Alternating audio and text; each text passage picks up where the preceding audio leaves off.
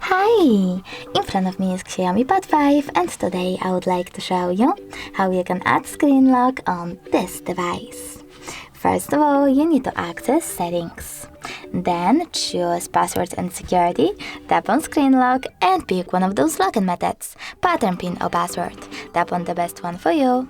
Wait 5 seconds and tap on Got it. Now you need to enter your login method and following that, just repeat it. Lastly, just confirm at the bottom right corner. And now when I click Home button, turn off my screen, then turn it back on. As you can see, pattern is now required. Thanks so much for watching. If you enjoyed this video, smash that like button, comment and definitely subscribe.